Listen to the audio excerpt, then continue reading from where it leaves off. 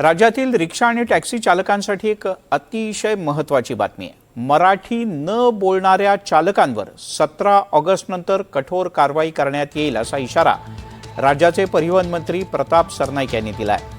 हिंदी भाषिक आणि इतर अमराठी चालकांना मराठी शिकण्यासाठी 15 ऑगस्ट पर्यंतची मुदत देण्यात आली आहे। राज्यभरात सुमारे 450 शिक्षकांच्या माध्यमातून मराठी प्रशिक्षण दिलं जातं।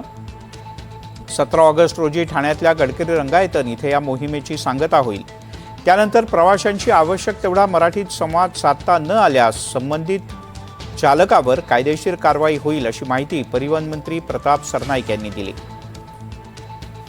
साधारणतः कोकण मराठी साहित्य परिषदेच्या माध्यमातून 450 शिक्षक हे राज्यामध्ये विविध शहरांमध्ये, जिल्ह्यांमध्ये आणि ग्रामीण भागांमध्ये सुद्धा जे हिंदी भाषिक चालक आहेत त्यांना मराठी शिकवत आहेत आणि 15 ऑगस्ट पर्यंत ही मुदत आहे आणि 17 ऑगस्टला एकनाथ शिंदे साहेबांच्या हस्ते गडकरी रंगायतनमध्ये संध्याकाळी 6 वाजता त्याचा आम्ही समारोप सुद्धा करणार आहोत। परंतु त्यानंतर 17 तारखेनंतर जर आम्हाला कुठल्या रिक्षा चालकाला मराठी जे आमच्या पॅसेंजर बरोबर मराठी बोलायचं तेवढं जर मराठी आलं नाही तर आम्हाला नाईलाजास्तव त्यांच्यावर कारवाई करावी लागेल।